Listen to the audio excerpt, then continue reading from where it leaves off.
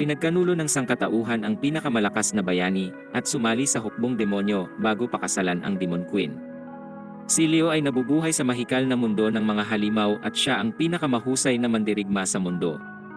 Isang araw, ang hukbo ng Demon Queen ay sumalakay sa kaharian ng tao at siya ay napili upang lumaban kasama ang iba pang mga bayani. Si Leo ay mas maraming kayang gawin kaysa kay Johnny Sins at halimbawa na lang nito ang pagiging Master Swordsman, Archer, at Magic User. Sobrang lakas niya, kaya kinatatakutan siya ng buong hukbo ng demonyo, ngunit ang mga kasamahan niya ay mga bot na kailangan niya laging buhatin. Ang Archer ay walang silbi sa malapitan, ang Swordsman ay hindi man lang makahiwa ng kamatis, at ang Mage ay healer lang na nagpapanggap. Isang araw, napuno na si Leo at iniwan niya ang buong partido ng mga uslak. Nagpasya siyang harapin ang buong hukbo ng demonyong mag-isa, at hindi niya kailangan ng sinuman upang iligtas ang mundo. Nagsimula siya sa pagdurog ng maliliit na platon ng Demon Army ng mag-isa, kaya ipinadala ng Demon Queen na si Echidna ang kanyang 4 na ilit na general upang tugisin si Leo. Ang una ay si Edward na may inang karelasyon ang isang dragon, na nagbigay sa kanya ng matibay na kaliskis sa buong katawan, matinding pisikal na lakas, at di matitinag na depensa. Hindi kayang talunin ni Leo si Edward sa simpleng espadahan, ngunit swerte niya dahil si Edward ay isang uslak na walang alam maliban sa harapang laban. Ginamit ni Leo ang kanyang magic upang baliwalain ang depensa nito at lampasuhin ng mabilis. Ang susunod na kalaban niya ay ang emo assassin na si Merns na sobrang bilis at misteryoso, kaya nagkaroon ng posisyon sa Elite Four. Nakita niya ito sa simbahan ng isang bayan, at ito'y walang tigil na sumalakay na nagdulot ng kaunting pinsala. Gayunpaman, iyon ay habang hindi dumidepensa si Leo dahil nagbabanggit siya ng isang incantation. Gumamit siya ng malawakang spell at lubusan niyang winasak ang buong simbahan upang talunin ang emo assassin. Ang pangatlo ay ang babaeng lobo na si Lily na tumama ang ulo sa isang poste at nawalan ng alaala habang tinutugis niya ang bayani. Nang magtagpo sila ni Leo sa ilalim ng puno sa isang maulang araw, naawa si Leo at kanya itong inalagaan ng pansamantala. Isang araw, siya ay biglang nabago kung saan bumalik ang kanyang mga alaala. Agad siyang umatake kay Leo, ngunit madali siyang tinalo nito, at pagkatapos ay nahulog siya sa alpha male personality nito. Ang huling miyembro ng Elite Four ay ang malakas na mage na si Shutina. Gumamit si Leo ng mataas na level ng anti-magic barrier para mawalan ito ng silbi na parang puting Crayola. Napuwersa ang kawawang mage na lumaban ng pisikal at gaya ng inaasahan, hindi iyon naging maganda para sa kanya dahil sobrang hina niya dito. Sa pagkatalo ng Elite Four, ang huling kalaban ay ang Demon Queen na si Echidna mismo at siya ay malakas. Nag-transform siya sa isang malaking halimaw at kinailangang magseryoso ni Leo upang talunin siya. Ngunit tumanggi siyang tapusin ito dahil alam niyang hindi ito masama. Nang ang hukbo ng demonyo ay sumalakay sa kaharian ng tao, nakita niya itong pinigilan ang mga alagad na magdulot ng hindi kinakailangang pagpatay, pamiminsala. Matapos talunin ang buong hukbo ng demonyo mag-isa, bumalik siya sa kaharian na umaasang tatanggapin siya tulad ng pagtanggap kay Manny Pacquiao kada laban. Gayunpaman, ang nakuha lang niya ay panlalamig ng mga taong takot sa kanya. Isang araw, pinatawag siya ng hari na kinilala ang kanyang kabayanihan sa pagtalo sa hukbo ng Demon Queen ng mag-isa. Ngunit ang hari ay sunod-sunuran sa mga tao, at hindi niya maaaring baliwalain ang mga hiling nito, kaya pinalayas niya si Leo sa kaharian. Nagsimula si Leo na mamuhay bilang pulubi, at unti-unting nagsimulang magalit sa mga tao at buong kaharian. Isang araw, narinig niya ang isang grupo ng mga tao na nag-uusap tungkol sa pagtatangka ng Demon Queen na buhayin ang kanyang hukbo. Ngunit sa kasalukuyan, ito'y walang saysay na kahit grupo ng kabataang umaasa sa pagkakaibigan ay maaari itong matalo. Pinag-isipan ito ni Leo at nagpasya na sumali sa hukbo ng demonyo sapagkat kung nais siyang tapusin ng mundo, mauuna niya munang wasakin ito. Binisita niya ang korte ng Demon Queen at lumapit kay Echidna at sa mga general. Nabigla si Echidna nang makita ang bayani, at sinabi niyang malinis ang kanyang intensyon, at naroroon lamang siya upang magpakita ng presentasyon na kanyang nilikha. Inilabas niya ang serye ng mga chart at graph na nilalarawan ang kanyang mga tagumpay, karanasan sa laban o estratehiya, at kung paano niya tinalo ang buong hukbo ng demonyo mag-isa. Ito ang dahilan kung bakit nais niyang ikonsidera ni Echidna ang pagsali niya sa hukbo. Kumpiyansa siya sa kanyang presentasyon, at iniisip niya na nakuha na niya ang trabaho, ngunit sinunog lang siya ni Echidna. Nabigla si Leo nang paalisin siya ni Echidna dahil kamakailan lang ay siya ang numero 1 kaaway ng hukbo ng demonyo. Muli niyang kinuha ang chart at ipinaliwanag na gagawin ang lahat upang pagbayaran ang mga nagawa at hindi na siya makakakita ng sinuman gaya niya. Walang interes si Echidna na makinig at nagsimulang magpakawala ng mga apoy para palayasin siya sa korte. Ngunit bago umalis sa kastilyo, nagawa niyang kumbinsihin ang 4 na ilit na general na makipag-usap sa kanya. Matapos ang maraming pagtatangka, nagtagumpay siyang kumbinsihin sila na bigyan siya ng pagkakataon na tulungan ang mga demonyo na sakupin ang mundo. Binigyan siya ng 4 na general ng tsansa, ngunit sinabihan siyang magtago at huwag ipaalam kay Echidna ang kasunduang ito. Natulog si Leo sa kastilyo at kinabukasan ay tinagpo si Shutina na napakaraming ginagawa dahil mula nang dinurog ni Leo ang kanilang hukbo, siya na lamang ang nag-asikaso ng lahat ng mahahalagang bagay. Hiningi niya ang listahan ng kanyang mga responsibilidad at ibinigay ni Shutina ang listahan na napakahaba na parang listahan na rin ito ng mga empleyadong hindi nasasahuran ng sapat.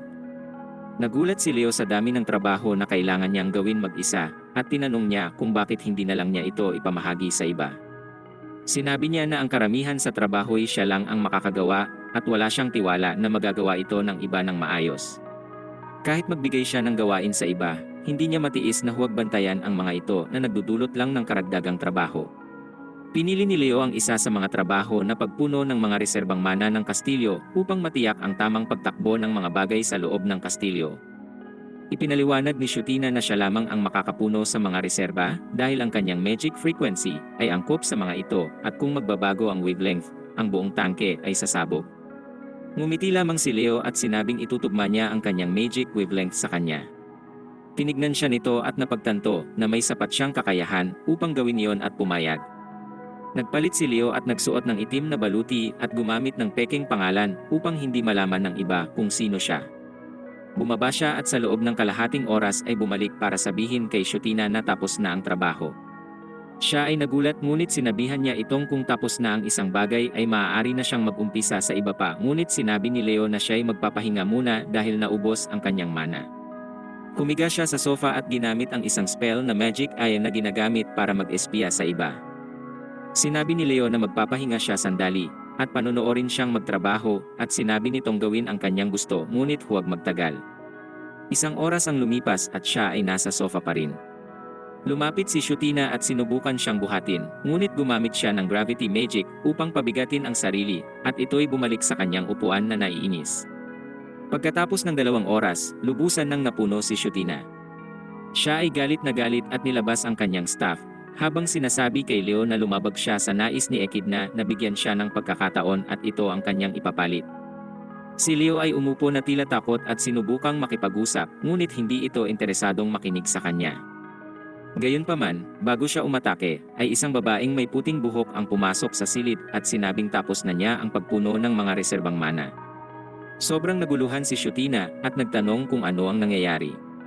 Ipinaliwanag ni Leo na nang siya ay lumabas ng 30 minuto, pumunta siya sa panday na nagdisenyo ng espesyal na pendant na maaaring bumago sa mana ng sino man upang itugma ito sa mana ni Shutina. Pagkatapos ay ibinigay niya ang pendant sa babae na nagpatuloy punuin ang mga reserbang mana gamit ang kanyang sariling magic nang hindi nag-aalala sa wavelength. Sinabi niya kay Shutina na ngayon hindi na niya kailangang mag-isip tungkol sa pagpuno ng mga reserba dahil ito ay aasikasuhin na ng babaeng may puting buhok. Umalis ang babae sa silid at saka sinabi ni Leo kay Shutina na bukod dito, habang siya ay nakahiga ay nagmamasid rin siya sa ginagawa nitong trabaho. Naghanda siya ng bagong work plan na naghihiwalay sa trabaho na maaari lamang niyang gawin at mga trabahong maaaring gawin ng iba. Sa puntong ito ay tila nang ibabaw na ang emosyon ni Shutina at humingi ng paumanhin kay Leo sa pagtawag sa kanyang tamad habang siya ay aktibong naghahanap ng paraan upang mapadali ang kanyang trabaho. Nang gabing iyon, tinawag ni Shutina si Leo sa kanyang silid para pag-usapan ang tungkol sa masamang sitwasyon na hinaharap ng hukbo ng Demon Queen. Sinabi niya na bumababa na ang kanilang supply ng pagkain at ibang kagamitan at sa susunod na araw ay pupunta si Lily sa isla ng Largo upang kumuha ng mga kagamitan. Sinabi ni Shutina na napakahalaga ng mga kagamitang ito na dapat makarating agad sa kastilyo. Nagtanong si Leo kung ano ang problema at ibinigay niya ang ulat na ginawa ni Lily pagkatapos ng nakaraang tungkulin. Ang ulat ay puno ng kakaibang mga drawing gamit ang Crayola dahil si Lily ay isang uslak. Ipinaliwanag ni Shutina na ganito ang lahat ng kanyang ulat na nagreresulta sa maling komunikasyon at walang saysay na pagkaantala. Nais niyang sumama si Leo sa Largo upang bantayan si Lily, at siguruhing matututunan niya kung paano patakbuhin ang mga bagay ng epesyente. Ipinaliwanag niyang 3,000 taon na ang nakalipas, nagsagawa ang Demon King ng pagsalakay sa mga tao, ngunit natalo. Binaglaon, karamihan sa mga demonyo ay namuhay ng payapa kasama ang mga tao, ngunit hindi ito ang kaso sa mga taong dragon nang subukan rin nila ito. Ang pagiging taong dragon sa teritoryo ng tao ay laging nauuwi sa diskriminasyon at pagtugis. Dahil dito'y napuwersa ang mga taong dragon na ilipat ang kanilang populasyon sa isla ng Largo kung saan sila naninirahan hanggang ngayon. Ayon kay Shutina, ang mga taong dragon ang tanging tumulong sa hukbo ng demonyo nang sila'y nahihirapan, at sila lamang ang dahilan kung bakit muling binubuo ang hukbo ng demonyo. Nagtanong si Leo kung bakit hindi niya ipadala si Edward sapagkat siya ay isa sa mga taong dragon, at maaari niya itong maresolba ng mas maayos.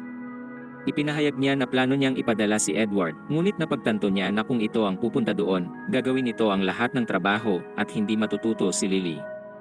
Sumang-ayon si Leo sa rason na ito, at sinabi sa kanyang sasama siya kay Lily. Kinabukasan, pumunta si Lily at Leo sa mitikong isla ng Largo, kasama ang daan-daang demonyo, at iba pang mga nilalang upang tulungan silang dalhin ang lahat ng mga kagamitan. Narating nila ang isla, ngunit nalula si Leo sa kabuluhan ng lahat roon. Ginagawang laro ni Lily ang lahat at nagsimula ng karera para makita kung sino ang unang makakarating sa transporter na may dalang mga kagamitan. Hinabol siya ni Leo at hiniling na tumigil dahil siya ay nagdudulot ng pinsala habang tumatakbo sa lungsod at maaaring maging sanhi ito na magalit ang mga taong dragon sa kanila. Nahabol niya rin ito sa transporter at hiniling na itigil ang paglalaro at simulan na ang trabaho. Ngunit sinabi ni Lily na siya ay nagtatrabaho at sinabi sa mga demonyo na ilagay agad ang mga kagamitan sa transporter at magpahinga pagkatapos ng tanghalian. Tiningnan ni Leo ang paligid at iniisip kung gaano kagulo ang lahat dito. Walang dibisyon ng trabaho at lahat ng demonyo ay binibigyan ng magkakaparehong tungkulin na magbuhat ng mabibigat kahit hindi angkop sa kanilang lakas. Nagsimula siyang magplano kung paano nila ito maisasaayos sa pamamagitan lang ng paghati ng trabaho ayon sa kakayahan ng mga demonyo. Nagtingin si Leo sa paligid at napansin na hindi pa rin napapanatili ang lugar sa loob ng mahabang panahon, kaya't inutos niya sa isang demonyo na gawin ito. Ngunit sinabihan siya ng demonyo na umalis dahil nakikinig lang siya sa mga utos ng general. Bumalik si Leo sa kanyang tolda na hawak ang kanyang ulo dahil si Lily ay isang uslak. Sumakit ang kanyang ulo sa pag-iisip kung paano tuturuan si Lily na harapin ang mga ganitong sitwasyon. Kinailangan rin niyang harapin ang mga tao sa isla dahil sa epekto ng karera ni Lily. Kung magpapatuloy ito, sa tingin niya ay baka bawiin ng mga taong dragon ang kanilang suporta sa hukbo ng demonyo at iyon na ang magiging katapusan. Habang siya'y nakaupo doon, pumasok si Lily at agad na nag-alala sa kanya't nagtanong kung ayos lang siya. Nang sabihin ni Leo na hindi, siya ay pinahiga nito bago tumakbo sa labas upang maghanap ng gamot at sinubukan pang makipagpalit ng mga kagamitan para dito. Naisip ni Leo kung gaano kabait ang bata kung saan bigla siyang nagkaroon ng ideya. Napagtanto niya kung paano niya mababawasan ang pagiging isip bata nito at bumuo ng plano. Pagbalik ni Lily sa tolda na may gamot, mas lalo nang nagmukhang may sakit si Leo. Agad siyang nag-alala at nagtanong kung ayos lang ito kung saan sumagot siya na isang nakamamatay na ahas ang kumagat sa kanya at wala sa lugar na ito ang makakagamot sa kanya. Pero sa katunayan, siya ang nagsamo ng ahas at maaari niya ring tanggalin ang epekto ng lason kahit kailan niya gusto. Sinabi niya kay Lily na ang tanging bagay na magliligtas sa kanya ay ang espesyal na halamang gamot na matatagpuan sa silangan ng isla. Agad na tumakbo si Lily palabas at bumangon si Leo para pahintuin ang epekto ng lason at ipinadala ang kanyang magic eye para sundan ito. Naglagay siya ng maraming hadlang sa daan na kailangang harapin ni Lily kung saan kakailanganin niya ang tulong ng kasamang mga demon para mabilis itong malampasan. Nagpatuloy siya sa pagtakbo at ginamit ang espesyal na kakayahan upang maging malaking banal na lobo na nagpabilis at nagpalakas sa kanya. Matapos tumakbo ng ilang sandali, narating niya ang unang hadlang na isang malaking batong nakaharang sa kanyang daan. Naglagay si Leo ng magic na nagpapalakas sa bato para hindi ito talaban ng mga mahikal na atake. Tumakbo si Lily sa bato at nagsimulang atakihin ito at siya'y nainis dahil hindi man lang niya magasgasan ito. Gusto ni Leo na mapagtanto niyang hindi niya mababasag ang bato ng mag-isa. Nais niyang pumunta ito sa malapit na baryo na may mga spellcaster na maaaring basagin ng madali ang bato para sa kanya. Gayunpaman, biglang nagsimulang mabiyak ang bato dahil sa walang tigil na pag-untog dito ni Lily. Nanginig si Leo sa nakita, ngunit nang si Lily ay nagsimulang tumakbo'y napakalma niya ang sarili. Marami pang hadlang ang natitira at naniniwala siyang hindi iyon malalampasan nang hindi humihingi ng tulong. Pagkatapos noon, tumakbo siya sa isang kuweba at natuklasan na puno ito ng mga slime na humaharang sa daan. Ginamit ni Leo ang mga slime na kusang dumarami na mamamatay lang kapag ang kanilang core ay nawasak, ngunit si Lily ay isang halimaw na may demonyong abilidad kaya madali niya lang winasak ang mga ito. Hindi makapaniwala si Leo at nagpasya na kailangan niyang makialam dahil hindi maunawaan ng uslak na si Lily ang kanyang itinuturo. Nagbalakayo siya bilang isang palaboy na musikero at sumunod sa kanya. Nakarating si Lily sa gilid ng bangin at may malalim at malawak na pagitan sa kanyang harapan na hindi maaaring talunin sa sobrang layo. Nalito siya kung ano ang dapat niyang gawin, ngunit dumating si Leo na nagpapanggap na payak na musikero. Nang siya ay magtanong dito kung paano lalampasan ang agwat, kumanta ang musikero at sinabing kung mayroong problema na hindi magagawa ng mag-isa, ay humingi ng tulong sa mga taong nasa paligid upang makamit ang layunin. Bigla niyang sinabi sa musikero na ngayon nauunawaan na niya kung ano ang dapat gawin at natuwa si Leo. Gayunpaman, wala siyang nakuhang aral at bago pa siya mapigilan ni Leo, siya ay tumalon sa bangin at pumunta sa ilog. Siya ay lumangoy patungo sa kabilang dako bago umakyat muli. Matapos ay nagpasalamat siya kay Leo at tumuloy na. Pagod na si Leo at nagpasya na umuwi sa kampo habang iniisip na wala na siyang paraan na maturuan pa ang bata.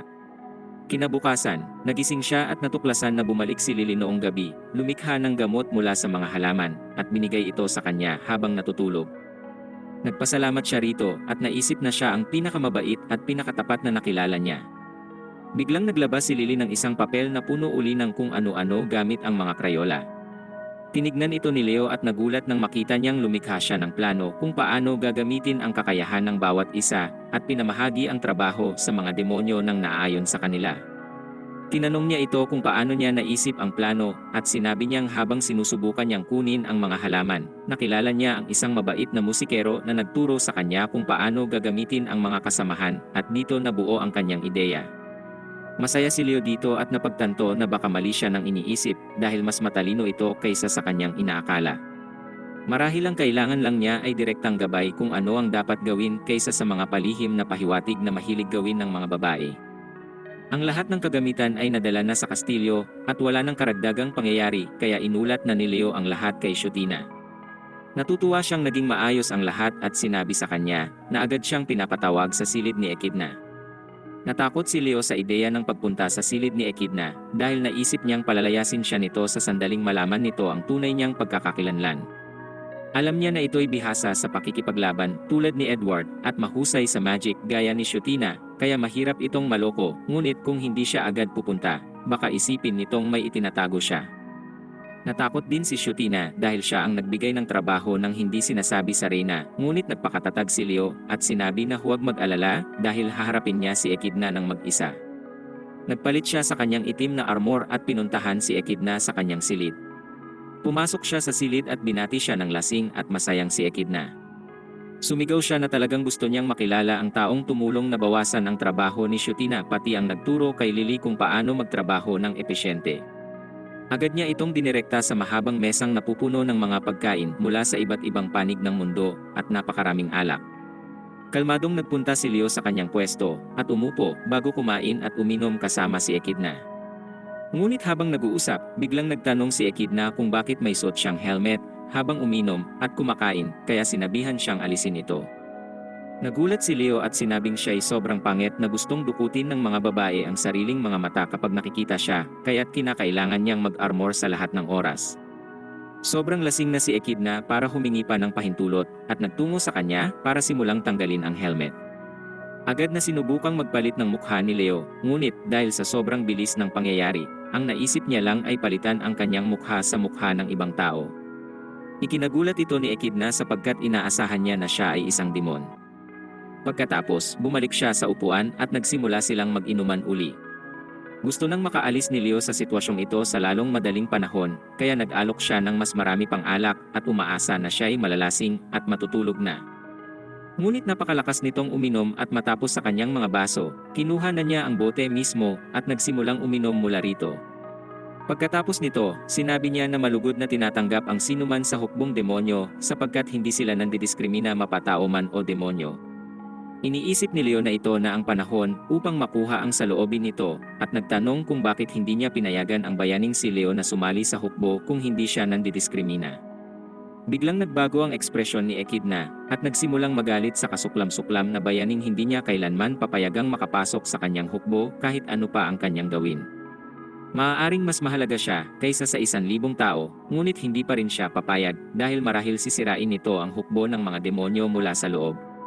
Sinabi niya rin na ito ang tanging dahilan kung bakit hindi niya nakuha ang bato ng pilosopo na tatapos na sana sa kanyang pakikidigma. Nagulat si Leo sa bagong impormasyon dahil hindi niya alam na hinahangad ni Echidna ang bato ng pilosopo na sinasabing makapangyarihan at kayang magbigay ng buhay sa mga tuyong lupain hanggang sa pagbibigay ng immortalidad. Gayunpaman, naniniwala siya na ang karamihan sa mga ito'y mga haka-haka lang. Tinanong niya kung bakit hindi na lamang niya hilingin sa mga tao ang bato ng pilosopo, pero sinabi ni Echidna na hindi nila mauunawaan sapagkat ang mga tao ay duwag at makasarili. Sinabi niya na ang tunay na mundo ay hindi gaya ng mga kwento na binabasa noong kabataan kung saan ang bayani at Demon Queen ay gumawa ng kasunduan at namuhay ng masaya at payapa. Nagtanong si Leo kung bakit niya ninanais ang bato ng pilosopo dahil tila hindi naman siya naghahangad ng immortalidad o kayamanan.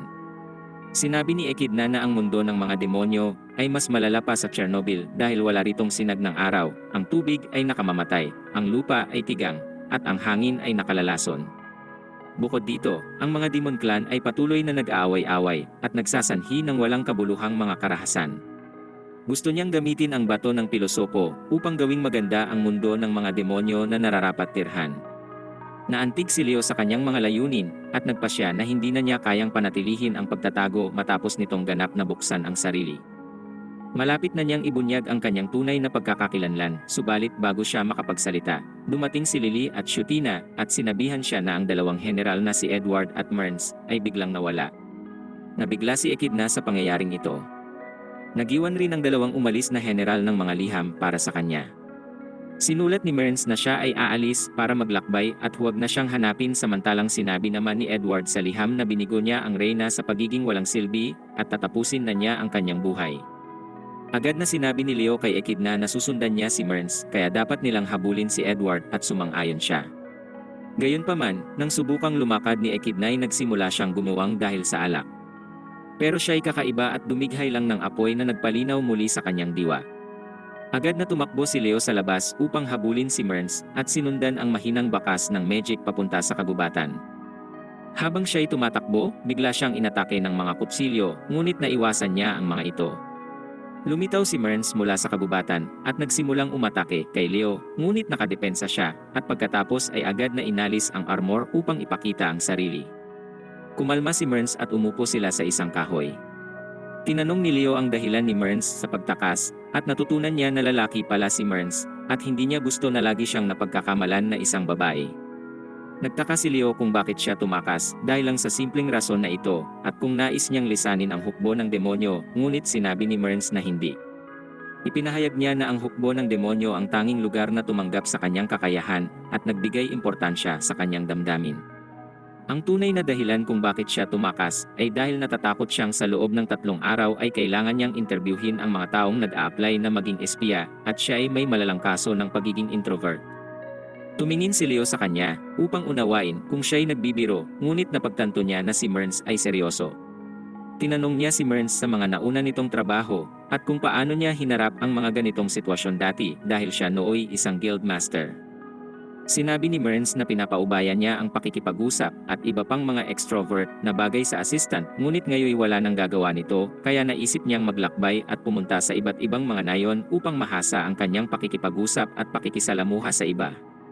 Sinabi ni Leo na ang isang individual mula sa hukbong demonyo na nagnanais makipag-usap sa mga mamamayan ay hindi magandang ideya at hiniling niya ritong bumalik kasama siya upang mag-isip ng plano. Nang marinig ito, agad na sinubukang tumakas ni Murns, ngunit inaasahan na yon ni Leo kaya tinali niya ito gamit ang mahikal na kadena. Tinignan siya ni Murns nang may pagtitimpi, ngunit umupo ulit at tinanong ang kanyang plano kung ganoon siya kaseryosong pigilan siya. Nagulat si Leo sa hindi inaasahang tanong at sinabi na gagawa nila yon ng paraan. Gayunpaman, sinabi ni Mearns na ngayong pinigilan na siya nito, ang lahat ng responsibilidad ay na kay Leo na. Bumalik si Leo sa kastilyo kasama si Mearns kung saan tinagpo niya ang mga babae. Nagtanong siya tungkol sa sitwasyon ni Edward at kung ayos lang ito. Sumagot si Echidna na kanilang naabutan si Edward sa tamang oras.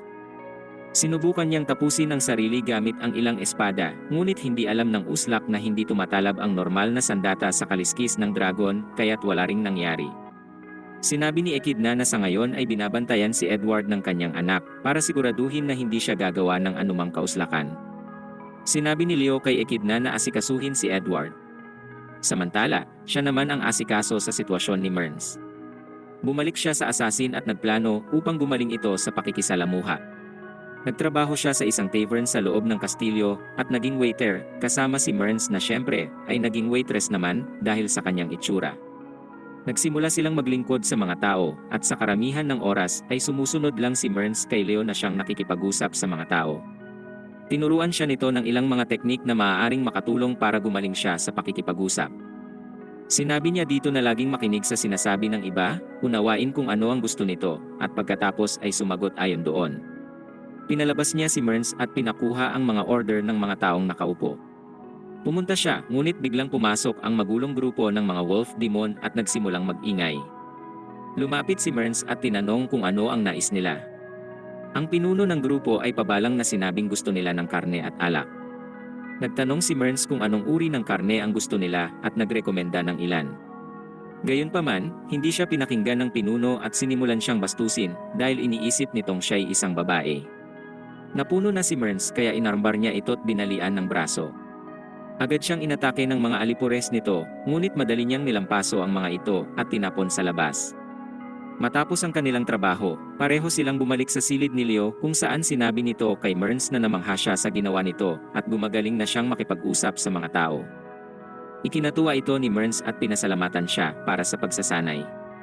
Gayunpaman, hindi pa tapos si Leo sa pagsasanay at sinabihan siyang gawin ang isang kunwaring interview kung saan siya ang aplikante dahil mas mabilis siya ditong matututo. Sinabi niya kay Mearns na magtanong ng kahit ano at nangakong magbibigay ng tapat na sagot.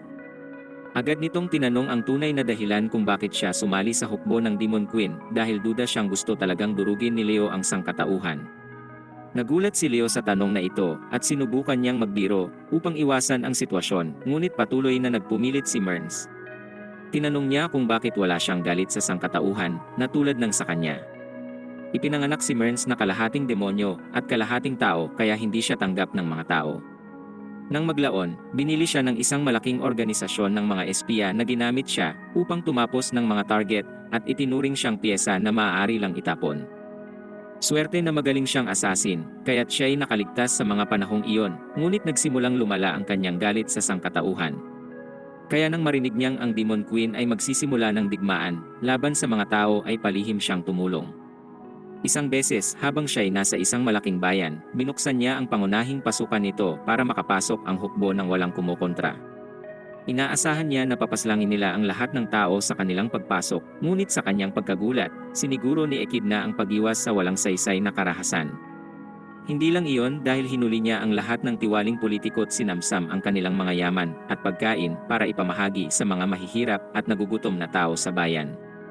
Natural na mas nirespeto ng mga mamamayan si Echidna kumpara sa kanilang mga pinuno hanggang sa puntong nagdaraos na sila ng pista para sa kanya at ipinagdarasal ang kanyang paglalakbay.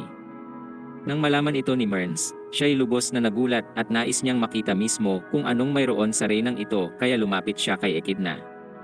Sumali siya sa hukbo at agad na naging isa sa mga pinagkakatiwalaang general at pinangunahan ang buong network ng mga espiya mag-isa. Gayunpaman, itinago niya ang kanyang tunay na layunin na wasakin ang sangkatauhan kahit anong mangyari. Ang lahat ay naging maayos hanggang sa dumating si Leo at tinapos ang kanyang ambisyon. Pinaalala niya kay Leo nang siya ay matalo nito at sinabing tapusin siya nito kundi ay sisiguraduhin niya ang pagkapuksa ng buong sangkatauhan. Bilang tugon, lumingon lang si Leo at sinabing dapat siyang maglakbay sa iba't ibang lugar at makilala ang iba't ibang tao dahil ang mundo ay hindi ganoon kalala. Nagulat si Leo dahil ito ang unang pagkakataon na makita niya si Mearns na nagsasalita ng ganito katagal kaya't nagpasya siyang buksan rin ang sarili. Sinabi niya na ang lugar kung saan sila nakatira ngayon ay minsang kilala bilang Japan, at ito ay mas moderno at mas teknolohikal kumpara sa ngayon. Ngunit isang araw, ang lupa ay biglang nabiyak at napakaraming mga demonyo at halimaw ang lumitaw mula sa ilalim ng lupa. Gusto nila ang init at kagandahan ng mundo, ngunit hindi sila handang mamuhay kasama ng mga tao. Unti-unti itong nauwi sa digmaan sa pagitan ng mga tao at demonyo, ngunit ang pagpuksa sa mga demonyo ay hindi madali dahil mahina pa sila noon at kinakailangan ng ilang tao para matalo lang ang isang demonyo. Upang labanan ang problemang ito, nagpasya silang gamitin ang kanilang utak at lumikha ng mga super soldier na lalaban sa mga demonyo at isa na si Leo doon. Ang mga super soldier na ito ay mga tao na hinaluan ng demon genes. Sila'y makapangyarihan, ngunit wala sa kanilang nakaligtas maliban kay Leo. Siya ang naging sandata ng sangkatauhan, at pinrotektahan sila mula sa mga demonyo ng maraming beses, ngunit nang matapos ang laban, siya ay lubusang nalimutan. Nagtanong si Merns kung bakit hindi siya nagtanim ng galit, lalo na ngayon, dahil iniwan niya ang lahat upang iligtas ang sangkatauhan, at ang tangi niyang nakuha ay pagtataboy. Sumagot si Leo na noong sinabihan siya na umalis sa kaharian, at huwag nang bumalik, siya ay nakaramdam ng buhay, kaligayahan na malaya siya sa nakalalasong trabaho. Ngayon, ang sangkatauhan ay muling nanganganib pero hindi na niya kailangang maging bayani, at maaari na niyang hayaang mamatay ang mga uslak na iyon. Namangha si Merns sa kwento at nagtanong kay Leo kung gaano katagal niyang pinagtanggol ang sangkatauhan. Sumagot siya na huminto na siyang magbilang pagkatapos ng 1,000 taon na ikinagulat ni Merns. Idinagdag ni Leo na siya rin ang misteryosong sage na nagpakita 100 taon na ang nakararaan at tumalo sa Noi Demon King. Nagulat si Merns pero masyado ng maraming nangyari sa araw kaya't siya ay nagpasya ng matulog. Kinabukasan, pinatawag ni Echidna si Leo at ipinakita ang liham na nagsasabing si Edward ay nagpasyang magbitiw sa kanyang posisyon bilang general dahil pakiramdam niya ay hindi na siya angkop na mamuno sa hukbo. Kamakailan lang ay lumaban siya sa pinakamalakas na mga halimaw na mga kaimera at sinubukan niyang turuan ang mga alagad kung paano harapin ang mga kagaya noon. Ngunit wala pa sa kanila ang nakakita ng kaimera, lalo na ang makalaban nito kaya sila'y natakot. Gayunpaman, si Edward ay broskong walang utak at sinimulan niyang tawaging lampa ang kanyang mga sundalo. Sinabi niya na noong panahon nila'y nilalabanan nila ang ganitong mga halimaw sa kanilang pagtulog. Pagkatapos ay ipinahayag niya na akuin niya ang responsibilidad sa kabiguang ito kung saan siya ay nagbitiw bilang general at ibinigay ang titulo sa kanyang anak na si Juliet. Tinanong ni Echidna si Leo kung kaya niya itong ayusin dahil naisip niyang baka masyado na siyang maraming pinapagawa dito. Sinabi ni Leo na haharapin niya ang problemang ito at kung kailangan niya ng tulong ay ipapaalam na lang niya. Pagkatapos ay tinagpo niya ang anak ni Edward na si Juliet at kinumusta ang sitwasyon. Sinabi niya na ang problema ay nasa kanyang ama dahil iniisip nitong lahat ay magiging kasing lakas niya pero iyon ay walang saysay at imposible. Ipinanganak si Edward na may genes upang maging pinakamalakas na demon warrior, ngunit siya ay delulu na nakuha niya ito sa pagpupursigi. Kaya naman iniisip niya na ang ibang mga demonyo ay hindi lang nagsisikap at iyon ang lumilikha ng problema. Sinabi ni Juliet na kailangan ng kanyang ama na tigilan ang kauslakan at unawain na ang bawat isa ay magkakaiba at angkop para sa natatanging mga bagay. Nirerespeto niya ang kanyang ama dahil sa kabila ng mga tungkulin ay hindi niya iniwan si Juliet at nais niyang tulungan si Leo na ituro sa ama ang mga aral. Inisip ni Leo ang mga impormasyon at bumuo ng plano. Sinama niya si Juliet at Lily papunta sa isang minahan kung saan nakadiskubre noon ang mga alagad ni Lily ng isang machine golem. Ipinahayag niya na ito ang tamang bagay na ipakita kay Edward dahil ang machine golem ay isang relic ng nakaraan kung saan ang mga tao ay mas teknolohikal.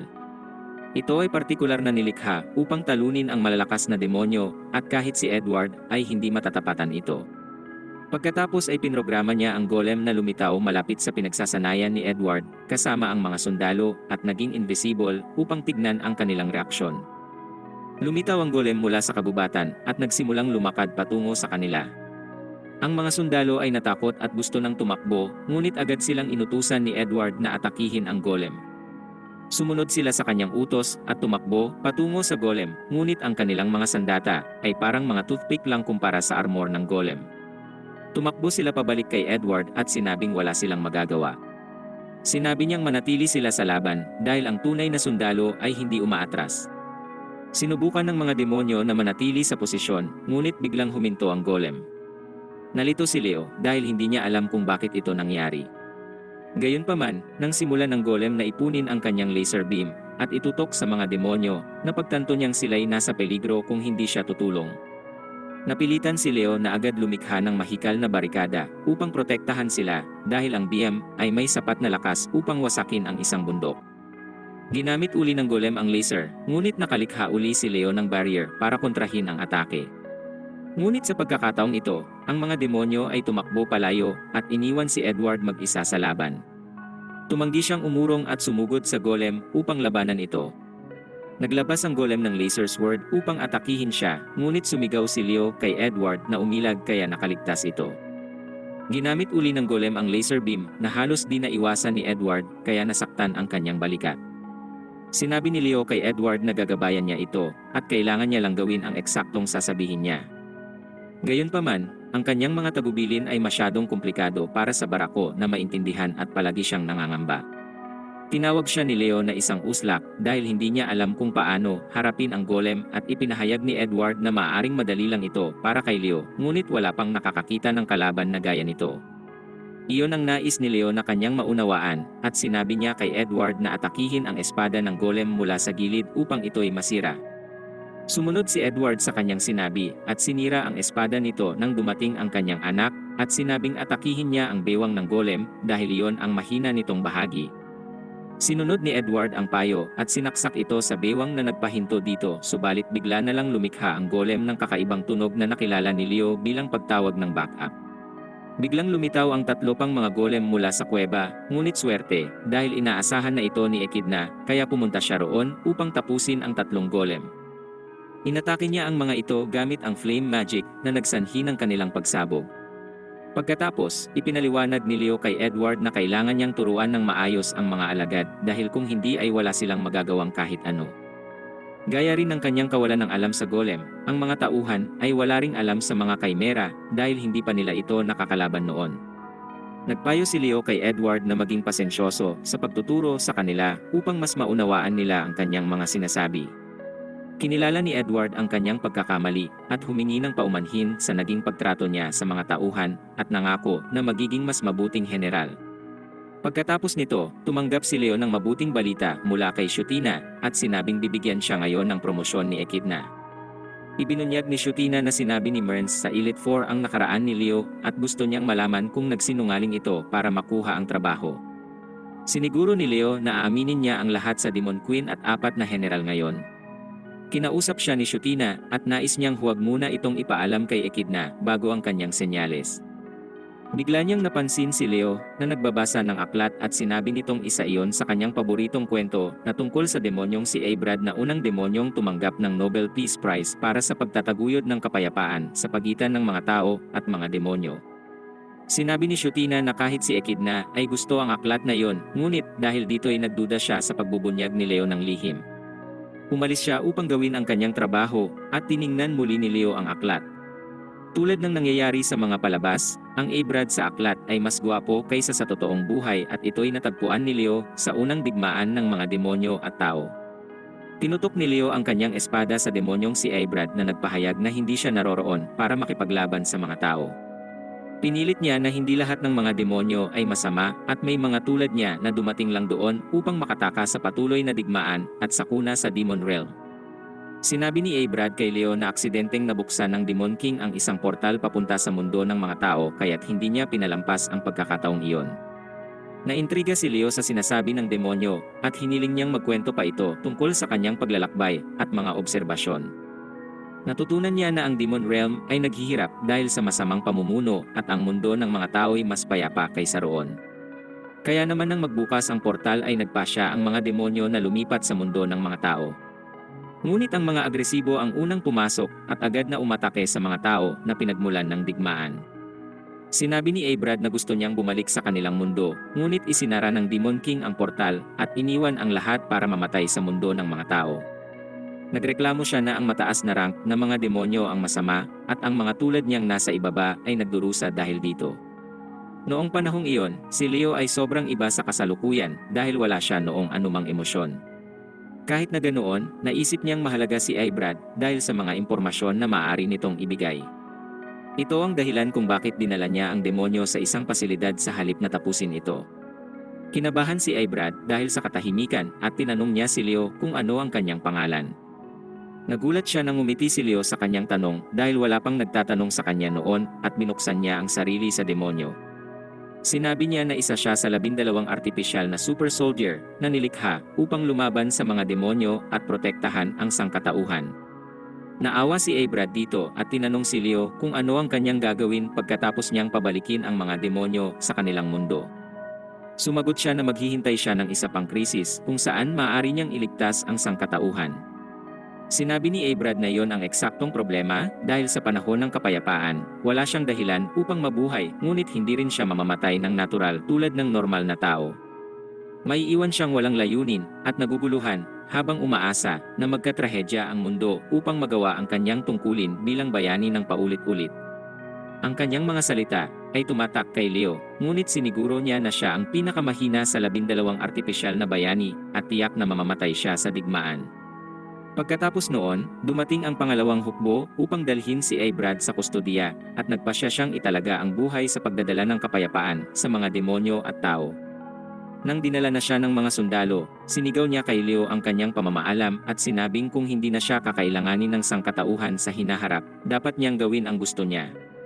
Hindi na intindihan ni Leo ang kanyang mga salita, ngunit tinandaan niya ito at umaasang magiging malaya siya sa tungkuling protektahan ang sangkatauhan balang araw. Iyon ay noong taong 2060 at sa kanyang pagbalik sa realidad, nagpasalamat siya kay Abrad sa payo na ibinigay nito noong araw na iyon. Maya-maya, pumunta siya upang tagpuin si Echidna at sinuot ang kanyang itim na armor. Naalala niya ang mga sinabi ni Abrad at nagpasya na ibunyag ang katotohanan kay Echidna at sabihin ang kanyang mga dahilan kung bakit niya ito tinutulungan. Makikita si Echidna sa opisina na hinahanda ang dokumento para sa promosyon ni Leo. Pinagkakatiwalaan niya ito at naniniwalang karapat-dapat na maging ikalimang general. Ngunit bago pa man niya ibigay ang promosyon, biglang sinabi kay Echidna ang tungkol sa pagsasara ng portal patungo sa mundo ng mga demonyo. Nagulat siya at nagtungo sa portal kasama ang kanyang mga general. Doon niya nalaman na nauubusan na sila ng katalista upang panatilihing nakabukas ang portal at nag-aalala siya na mabubura ang kanilang mga naging progreso dahil dito. Pero dahil sa kapangyarihan ni Leo at Shutina, pansamantala nilang napanatiling nakabukas ang portal kaya tumawag si Echidna ng emergency meeting para planuhin ang susunod nilang hakbang. Tinanong ni Lily kung ano ang problema sa pagsasara ng portal at sinabi niya na abutin ng daan-daang taon bago nila ito mabuksan muli. Sa panahong iyon, patuloy na magdurusa ang Demon Realm at wala silang magagawa para tumulong. Dahil dito, gusto niyang mabuo ang plano sa loob ng 1 linggo dahil pagkatapos nooy tiyak nang magsasara ang portal. Inilahad ni Shutina na mayroon silang 2 opsyon. Ang una ay ang ganap na pag-atras para makabalik sila sa Demon Realm bago magsara ang portal. Gayunpaman, karamihan sa kanilang hukbo ay binubuo ng mga demi-human na naninirahan sa mundo ng tao at hindi nila ito maaaring isama. Sinabi ni Edward na kailangan rin nilang maghiwa-hiwalay sa kasong iyon, ngunit hindi ito gusto ni Lily dahil naging mabuting magkaibigan na sila. Kaya't ipinahayag ni Shutina ang pangalawang mungkahi na ipunin ang kanilang lakas at agarang atakihin ang kapital ng mga tao para makuha ang bato ng pilosopo. Iniisip ng lahat na hindi ito isang mabisang opsyon dahil ang kanilang hukbo'y napakahina sa ngayon na kahit mga karaniwang tao ay tatalunin sila. Naisip ni Echidna na si Leo ay kaalyado pa rin ng sangkatauhan at nanginig siya sa pag-iisip na haharapin niya itong muli. Tinanong niya ang nagpapanggap na Leo kung nakaharap na ba niya ang bayaning iyon at sinabi niya na narinig lamang niya ang mga kwento tungkol dito. Sinabi ni Echidna na nakalaban na niya ito noon ngunit natalo siya kahit ginamit niya ang kanyang buong lakas. Binanggit niya na ito'y matinding halimaw at kung sila'y makikipagdigma laban sa mga tao ngayon, siguradong dudurugin niya silang lahat. Ipinahayag ni Echidna na hindi siya takot sa kamatayan, ngunit ayaw niyang dalhin ang iba sa kanilang katapusan. Nagpasya siyang gawin ang unang opsyon at bumalik sa Demon Realm pagkatapos buwagin ang kanilang hukbo. Ipinahayag ni Echidna na siya at si Shutina ay kailangan talagang bumalik na ikinabigla ng lahat. Gusto sana ni Lily na sabihin na hindi na niya kailangang mag-alala tungkol kay Leo dahil kakampi na nila ito ngayon, ngunit pinigilan siya ni Shutina na magsalita pa. Naisip ni Echidna na ginawa niya ito para pigilan ang iba na tumutol sa kanyang desisyon. Nagtungo siya sa bintana at nagpasalamat sa kanyang tapat na mga general sa pagtitiwala hanggang sa huli. Pinigilan niyang maluha habang inihahayag na hahanap sila ng alternatibong paraan upang mapaunlad ang Demon Realm sapagkat walang saysay ang pagbalik doon kung walang magbabago. Naalala ni Echidna ang kanyang pangarap na gamitin ang bato ng pilosopo upang gawing karapat-dapat na pamuhayan ang Demon Realm at siya ay nagsikap para doon at naging Demon Queen. Ngunit ngayon, wala nang natira dito kundi paghihirap. Biglang nagtanggal si Leo ng helmet at sinabi kay Echidna na dapat niyang malaman na ang bato ng pilosopo ay hindi isang kapangyarihang nagbibigay ng kahilingan. Sa halip, ito ay isang relic mula sa teknolohikal na panahon at gumagamit ng micro-black hole upang lumikha ng walang hanggang enerhiya. Ibinunyag niya na walang nakakaalam kung paano gamitin ang bato ng pilosopo, ngunit sinasabi na may isang manual na nagsasaad ng lahat ng detalye tungkol dito. Kahit ang mga tao ay hinahanap ang manual sa maraming taon ngunit hindi nila ito nakita. Lumapit si Leo kay Echidna na hindi pa nakikita ang kanyang mukha. Sinabi niya na kahit subukan nilang makipagkasundo sa mga tao upang hanapin ang manual ng magkasama, wala itong saysay dahil kailangan rin nilang kunin ang bato ng pilosopo mula sa mga tao. Nais niyang sukuan na ito ngayon, ngunit sinabi ni Leo na mayroong 2 bato ng pilosopo sa mundo ng tao at isa lang ang kailangan nila. Biglang nagkaroon ng pag-asa si Echidna, ngunit hindi pa rin niya nakikita si Leo kaya't sinabihan siya nitong humarap sa kanya. Sa kanyang pagharap, siya ay natahimik na makita ito imbis na ang Black Knight kung saan tinanggal na rin ni Leo ang kanyang armor. Unay humingi siya ng paumanhin kay Echidna sa pagpapanggap dahil wala nang ibang paraan upang matulungan niya ito at sinabing ang nangyayari ngayoy emergency kaya't hindi na niya magagawang magpanggap. Sunod niyang ibinunyag na ang tunay na dahilan kung bakit siya sumali sa Demon Army ay upang makita kung karapat-dapat ang Demon Queen para sa bato ng pilosopo. Sinabi niya na kung hindi ito karapat-dapat, agad siyang aalis, ngunit pagkatapos niyang makahalubilo ito ay natutunan niyang karapat-dapat ang reyna. Naniniwala siyang may kakayahan si Echidna na magdala ng kaayusan sa Demon Realm at ibibigay niya rito ang bato ng pilosopo sapagkat magdadala rin iyon ng kapayapaan sa sangkatauhan. Ngunit si Echidna sa kabilang banda ay pinoproseso ang lahat na parang isang Pentium 4. Napakatagal bago niya mapagtanto na si Leo ang Black Knight at pagkatapos ay natawa na parang baliw dahil siya ay napaglaruan. Sinabi ni Leo na mag-upgrade na siya ng hardware upang bumilis ang pag-intindi, ngunit imbis na makinig, si Echidna ay sumalakay gamit ang malakas na fire spell. Binanggit ni Leo na dapat siyang matuto ng iba pang bagay dahil nakakabagot na ang palagi niyang pag-atake sa parehong paraan. Si Echidna ay walang interes na makinig ngunit pinanindigan niya na walang ibang paraan para sukatin siya kundi ang pagpapanggap.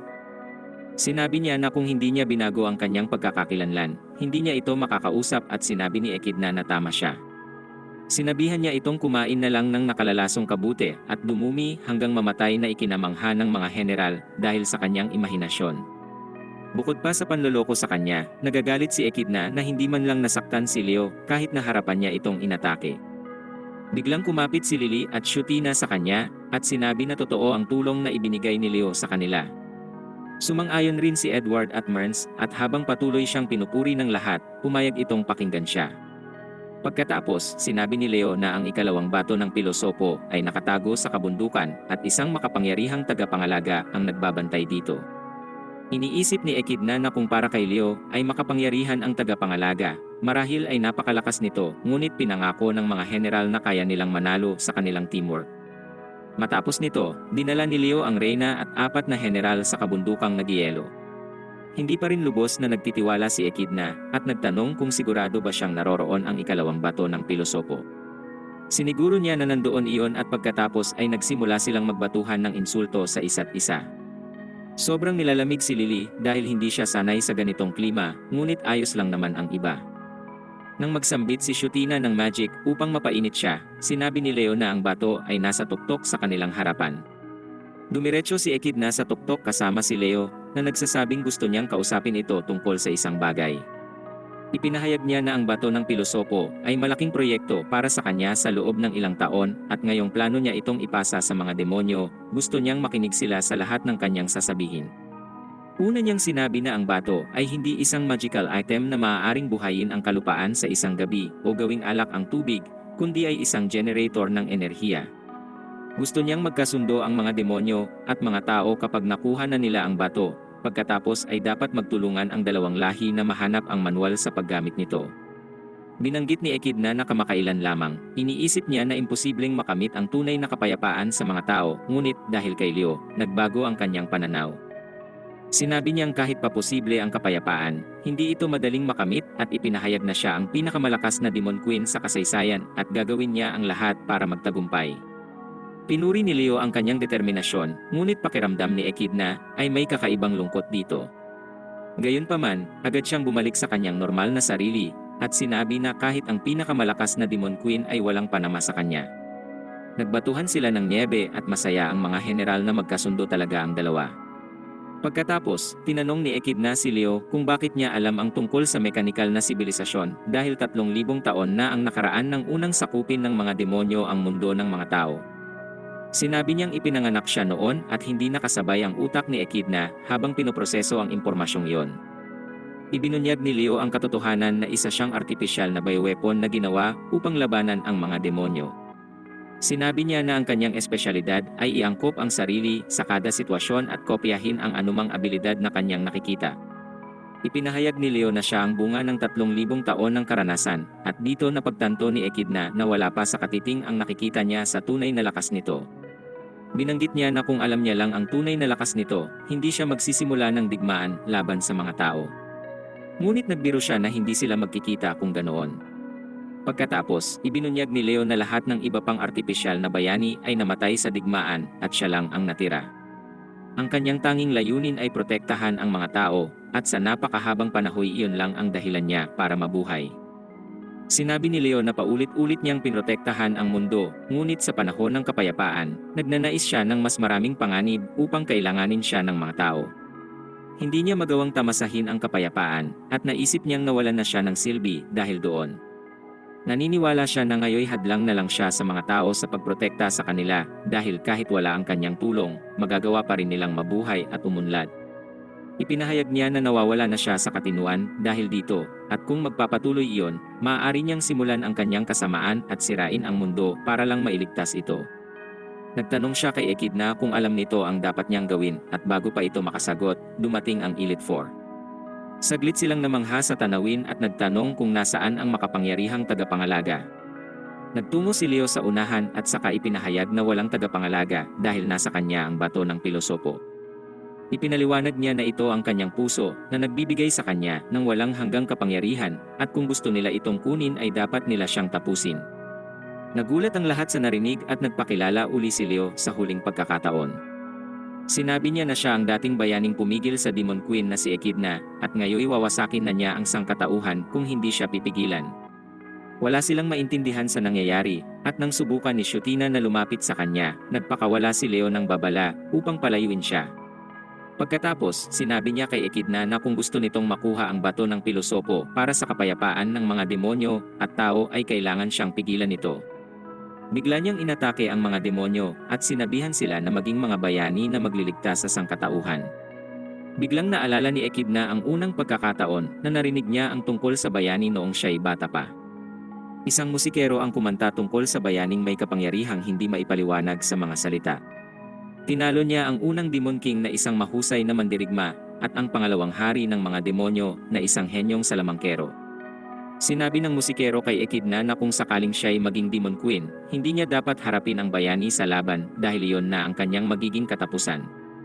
Ang batang si Echidna ay kumpiyansa, at ipinahayag niyang ang bayani ay tao lang at kung sakaling sila'y magkita, lalampasuhin niya ito ng matindi. Ngayong nasa harap na niya ang bayani na kanyang sinumpa na wawasakin, napaisip siya kung paano ito pipigilin. Walang nakapagsalita hanggang sa tanungin ni Echidna si Leo kung ano ang ibig niyang sabihin, pero bigla lang itong sumalakay sa kanya. Ang kanyang walang humpay na mga atake ay pinaatras si Echidna, at patuloy itong tinatanong kung bakit siya tinutoyo ngayon. Pinabagsak niya si Echidna sa lupa, at sa isang malakas na atake, dinurog niya ang bato sa likuran nito, ngunit maswerteng naiwasan ni Echidna ang atake. Pagkatapos, sinabi ni Leo na nilikha siya upang iligtas ang mundo, at kung hindi na siya kailangan ng mga ito, pupwersahin niya ang mga ito sa pamamagitan ng pamiminsala sa kanila.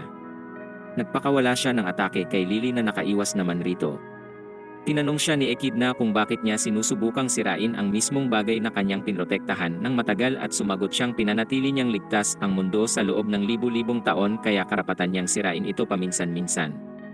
Tumawa si Leo na parang isang baliw bago magpadala ng puwersang nagpatalsik kay Echidna. Sinalakay niya ito, ngunit dumating si Edward para iligtas siya at sinalag ang kanyang espada. Pinaatras niya si Leo at sinugod ito habang sinasabi nitong gumising na siya sa kanyang kahibangan. Hiniling din ni Shutina na bumalik siya sa orihinal na sarili, ngunit hindi siya handang makinig. Pinaatras ni Leo si Edward at sinubukang saksakin ito, ngunit gumamit si Shutina ng magic at pinigilan siya sa pamamagitan ng pagkulong sa kanya sa itim na hawla. Pinaliit niya ang hawla para ipitin ito, ngunit nakawala si Leo at sinipa si Edward sa tiyan bago ito paliparin. Pagkatapos ay humarap siya kay Shutina at sinabihan itong magseryoso dahil kung gusto niya ang bato ng pilosopoy dapat nila siyang tapusin. Sumagot siya na kung ang kanyang puso ay ang bato ng pilosopo, dapat niyang ipagpatuloy ang pagtulong sa kanila. Tinanong niya kung ang lahat ng pinangako nito ay kasinungalingan at kung hindi totoo ang kanilang pagkakaibigan. Sumagot si Leo nang walang kahit anong emosyon at sinabing kung hindi nila siya tatapusin ay mamamatay silang lahat. Nagpaulan siya ng mahiwagang mga pana kay Shutina, ngunit sinalag ito ni Edward gamit ang kanyang likuran. Sumabog ang mga pana at nagdulot ng matinding pinsala, at agad siyang sinugod ulit ni Leo. Sa pagkakataong ito, dumating si Echidna upang pigilan siya. Napaluhod si Edward dahil sa pinsala, at napagtanto ni Shutina na seryoso si Leo sa pagtapos sa kanila. Tumingin siya dito at ito'y sumigaw na sawa na siya sa napakahabang buhay. Patuloy siyang sumalakay kay Echidna habang nagrereklamo na pagod na siya sa paglakas ng walang katapusan sa walang hanggang buhay na walang ibang layunin kundi iligtas ang mundo. Sumigaw siya na kahit hindi naisin ng mga tao na siya ang bayani, hindi pa rin natatapos ang kanyang misyon. Nakagawa si Echidna ng distansya, at tinanong siya ni Leo kung galit siya sa mga tao na gumawa sa kanya o sa mga demonyo na hindi siya binigyan ng ibang opsyon. Lumikha siya ng libu-libong pana sa kalangitan, habang ipinapahayag na kanyang kamumuhian ang lahat at dudurugin ang parehong kaharian ng mga tao at demonyo. Binagsak niya ang lahat ng pana sa mga demonyo ng sabay-sabay at pinatag ang buong lugar. Pinrotektahan ni Echidna si Lily at Merns gamit ang barrier, habang niligtas naman ni Shutina si Edward. Nasa dulo na ng sariling katinuan si Echidna dahil napagtanto niyang sobrang layo ng level ni Leo para kanyang abutin at di na niya alam kung paano ito pipigilin. Hindi pa siya lubos na nakaka-recover mula sa kanilang huling laban at napaisip kung dapat na niyang gamitin ang huling alas. Kahit iyon ay isang sugal dahil maaaring hindi gumana ang ultimate spell kay Leo. Biglang tumayo si Lily at nagmakaawa kay Leo na tumigil. Sinabi niyang hindi nito katangian ang manakit ng iba ng walang dahilan. Pinaalala ni Lily na noong nasa largo sila, pinakinggan nito ang kanyang mga problema at binigyan siya ng mabubuting payo. Ipinahayag niya na ito ang kanyang pagkakataon na suklian yon at hiniling sa kanya na ibahagi ang kanyang problema upang mapag-usapan ito nang hindi nag-aaway. Tila nakumbinsi si Leo sa kanyang sinabi at itinabi ang kanyang espada para tanungin si Lily kung totoong pakikinggan nito ang kanyang mga problema. Kumaway ang kanyang buntot habang sinasabi na siya'y makikinig sa lahat ng nasa isip nito at sinabi ni Leo na ang pinakamalaking problema niya ngayon ay napakahina ng mga bayaning kanyang napili upang pigilan siya. Bigla siyang sumalakay kay Lily gamit ang mahiwagang pana na ikinagulat ng lahat. Hindi na ito nakayanan ni Echidna at sumugod siya kay Leo at sinabing hindi na siya bayani dahil walang bayani ang atake sa walang depensang kalaban. Galit niyang sinugod ito at nakipagpalitan ng matitinding atake na lumikha ng malakas na mga puwersa. Nagsambit naman si Shutina ng isang mataas na level ng spell at naglunsad ng kidlat na pana kay Leo.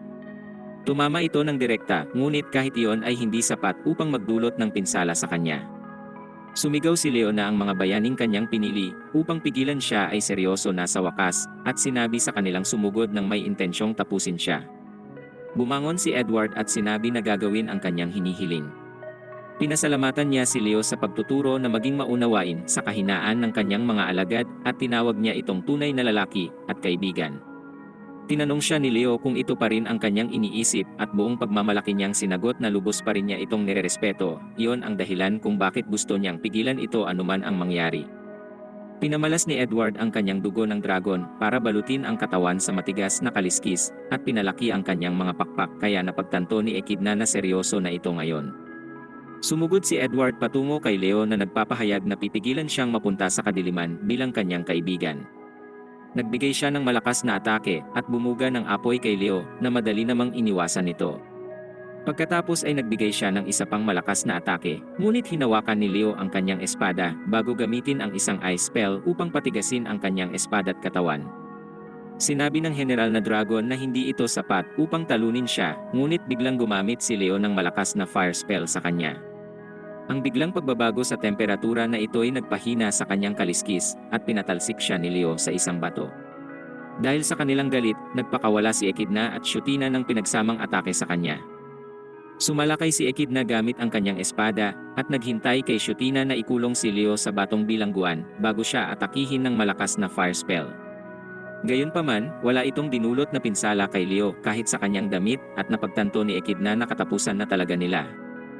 Hindi siya makagalaw habang lumalapit ito sa kanya, ngunit biglang umatake si Merns kay Leo gamit ang nakamamatay na teknik pero umiwas ito gamit ang Ultra Instinct kaya nagtamo lang siya ng maliit na hiwa. Dahil kasama ang assassin, lumakas ang loob ni Echidna at sinabihan itong suportahan siya sa kanyang pagsugod kay Leo. Patuloy niya itong inatake at habang ang atensyon ni Leo ay nasa kanya, sumalakay si Merns mula sa likod. Sinalag rin ito ni Leo at tinanong siya ni Merns kung ano talaga ang kanyang nais. Sumagot siya na gusto niyang tapusin siya ng sinuman habang nililigtas ang mundo, ngunit hindi naniwala si Merns. Nagtungo ang assassin sa himpapawid at sinundan siya ni Leo. Dito niya sinabi na kung talagang gusto niyang mamatay habang lumalaban, hindi siya sasali sa hukbong demonyo at sa halip ay sasalakay na lang ulit. Sinabi ni Merns na tinuruan niya ang lahat na maging epesyente dahil iniisip niya ang hinaharap at sinuman ang nagnanais na sirain ang mundo ay hindi mag-iisip ng ganoon. Naabutan siya ni Leo at umatake ito, ngunit hindi pa handang manahimik si Merns. Gumamit siya ng kagibunshin upang lituhin ito at sumigaw na hindi talaga gusto ni Leo na sirain ang mundo o patayin ang mga tao. Patuloy na winasak ni Leo ang kanyang mga klon at pagkatapos ay inatake siya ni Merns mula sa likod ngunit nang hawakan niya ito, siya ay nanigas at bumagsak sa lupa. Tumawa si Leo at sinabi na 3 sa mga bayani ay bagsak na. Ipinahayag niya na sisirain niya ang mundo upang kailanganin itong iligtas muli. Sa sandaling iyon, si Lily ay sumugod na nakaanyong puting lobo. Sinalag niya ito gamit ang isang braso at sinabi na sa wakas ay seryoso na itong lumaban. Umiyak si Lily dahil hindi niya gustong lumaban dito, ngunit tila malungkot si Leo kaya nais niyang tulungan ito sa pamamagitan ng pagpigil sa kanya. Masakit para kay Leo na makitang umiiyak si Lily at sinabi niya dito na subukan siyang pigilan kung gusto niya. Sumugod siya ngunit bigla siyang kinuryente nito at bumagsak. Sa sandaling iyon, napagtanto ni Echidna na si Leo ay isang halimaw na mas malakas pa sa pinagsamang puwersa ng sangkatauhan at mga demonyo. Natakot siya na baka tapusin talaga sila nito matapos ay ang mga tao at sunod ang mga demonyo. Nagpasya si Echidna na hindi na siya pwedeng mag-alangan kaya ginamit na niya ang kanyang ultimate spell. Telepatiko niyang sinabi kay Shutina na pigilan si Leo sa loob ng 40 segundo ngunit naramdaman niyang baka hindi siya tumagal laban dito. Sa kabila noon, tinanggap ni Shutina ang misyon na ibinigay ng kanyang reyna na may ngiti. Nagpasalamat si Echidna at nangako na bibigyan siya ng pinakamasarap na alak kung mabubuhay sila at nagsimula na siya sa kanyang spell. Alam niyang maliit lang ang tsansa, ngunit kung talagang nauunawaan niya ang layunin ni Leo, kaya niyang pigilan ito. Habang tinitipon niya ang kanyang magic, naalala niya ang spell na tinuro sa kanya ng ama bago nito ibigay sa kanya ang posisyon ng pamumuno sa mga demonyo. Sinabi ni Echidna na hindi niya kailangan ang mga spell mula sa sinaunang panahon pero sinabi sa kanya ng ama na wala siyang opsyon sa bagay na ito. Ang spell na ibibigay niya ay ipinapasa sa mga pinuno ng demonyo sa loob ng maraming siglo. Sinabi ng ama ni Echidna na ang pinakadakilang salamangkero sa mga hari ng demonyo ang bumuo ng spell para talunin ang dinatitinag na bayani. Ang spell ay sinasabing peligroso at may limitasyon sa paggamit at wala pang Demon King ang sumubok nito kaya ang epekto nito ay hindi tiyak. Nadismaya si Echidna nang marinig iyon, ngunit siniguro niya sa ama na magiging malakas siya upang lampasuhin ang bayani sa oras na sila'y magkita. Pero hindi siya maaaring magpabaya ngayon at sinambit na ang ultimate spell na tatapos sa bayani. Si Shutina naman ang nakipaglaban kay Leo at sinabayan nito ang kanyang mga spell. Kinontra nito ang lahat ng kanyang mga atake gamit ang parehong magic na kanyang ginagamit. Sinabi ni Shutina na wala talaga siyang intensyong tapusin sila dahil hindi niya pinatay si Edward kahit pa may pagkakataon at nag-atubili rin siya nang alukin siya ng tulong ni Lily. Pinadala niya rito ang mga patalim na hangin ngunit madali lang itong kinontra ni Leo habang siya'y lumalapit dito. Sumigaw si Shutina na ang tanging nais niyang sirain ay ang kanyang sarili dahil natatakot siya na baka dumating ang araw na hindi na talaga siya kailanganin ng mundo. Inatake niya ito ng fireball at sumagot si Leo ng parehong galaw na nagdulot ng malaking pagsabog. Sa paghupa nito, halos narating na niya si Shutina na sumisigaw na gusto niya lamang mamatay at gawing bayani ang mga demonyong nagligtas sa mundo mula sa kanya. Tinawag niya itong uslak at tinanong kung iyon na ang pinakamaganda niyang naisip pagkatapos ng 3,000 taon dahil iyon ay walang kwenta. Walang pakialam si Leo sa kanyang mga salita at pinalipad niya ito. Tatapusin niya na ito, ngunit bigla niyang nakita ang haligi ng ilaw na umaangat mula sa ibang direksyon. Lumingon siya at natuklasang natapos na ni Echidna ang kanyang espesyal na spell. Ang spell na ito, tulad ng sinabi ng kanyang ama, ay kukunin ang lahat ng kanyang mana kapalit ng sandaling pagpapawalang bisa sa kapangyarihan ng bayani. Sinabi niya na tinatawag itong Hero Binding Spell at pinakawalan ni Echidna ang espesyal na spell kay Leo upang talunin siya, ngunit ito ay nakaiwas. Iniisip ni Echidna na sinayang niya ang pagkakataon na nilikha ng kanyang tapat na mga general at ito na ang kanilang wakas. Pero laking gulat niya nang hindi pala umiwas si Leo. Sa halip, binigyan niya ito ng malungkot na ngiti at nagpasalamat bago siya tamaan ng spell. Bigla siyang nagkaroon ng nostalgia matapos tamaan ng atake. Noong siya ay binubuo bilang isang bioweapon kasama ang iba, isang mensahe ang patuloy na tumutunog sa labas at nagsasabing protektahan niya ang sangkatauhan mula sa kasamaan. Iyon ang tanging layunin ng paglikha sa kanya. Sa unay walang problema si Leo sa walang saysay na pagpatay sa mga demonyo.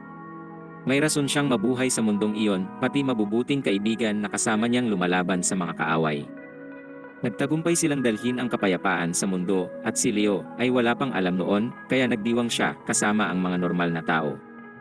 Ngunit nang magpatuloy ang kapayapaan at naging ligtas ang mundo, hindi na kailangan ang isang bayani. Naramdaman ni Leo na wala ng kabuluhan ang kanyang buhay. Ngunit isang araw, nakita niya ang balita tungkol sa digmaan at kaagad siyang sumali dito. Nagkaroon ng digmaan sa pagitan ng mga tao, at kahit na minsan silang nakipagtulungan sa mga demonyo, di nagtagal ay nagkaroon pa rin ng hidwaan. Patuloy na lumaban si Leo kahit ano pang uri ng digmaan iyon sapagkat ito ang nagpaparamdam sa kanya ng buhay. Lumipas ang panahon ng ganoon at habang nagbabago ang sibilisasyon, naglakbay siya sa buong mundo para maghanap ng mga kalaban. Sa bawat laban, ang kanyang kakayahang umangkop ang patuloy na nagpalakas sa kanya hanggang sa puntong wala nang makatapat sa kanya. Nalaman niya na tunay na siyang naging immortal na bioweapon tulad ng ninanais ng mga siyentipiko na lumikha sa kanya. Ngunit bigla ulit dumating ang napakatagal na kapayapaan. Lahat ay masaya dito maliban lang kay Leo. Nalaman niya na may bahagi siyang nagnanais na manganib ang mundo upang mailigtas niya ito. Naging desperado siya sa paghahanap ng peligro at nagdasal na ang mundo'y masalanta upang mailigtas niya ito. Lubha itong nakaapekto sa kanyang pag-iisip at isang araw, nagkaroon ng ideya si Leo na siya mismo ang magdudulot ng kaguluhan sa mundo. Nagtungo siya sa isang abandonadong lugar upang simulan ang maitim niyang plano. Ang mga bioweapon tulad niya ay may katangian na pumipigil sa kanilang mag-isip ng kasamaan. Ngunit habang nagkakamalay si Leo, nagawa niyang alisin ang katangiang iyon. Sa katunayan, ang abandonadong lugar na kanyang pinuntahan ay ang laboratorio kung saan siya nilikha at gumamit siya ng magic upang ibalik ito sa orihinal na estado. Doon, muli niyang nilikha ang 12 artipisyal na bayani upang maging mga ahente na wawasak sa mundo. Hindi niya nagaya ang mga bato ng pilosopo sa kanilang mga puso, ngunit nagawa niyang gayahin ng eksakto ang lahat ng iba pang aspeto. Hiniling ni Leo na bigyan siya ng pagkakataon na maging bayani para sa mundo at sinabihan silang durugin ang sangkatauhan. Nais niyang mailigtas muli ang lahat dahil ayaw niya pang mamatay at iyon ay maaari lang mangyari kung siya ang bayani.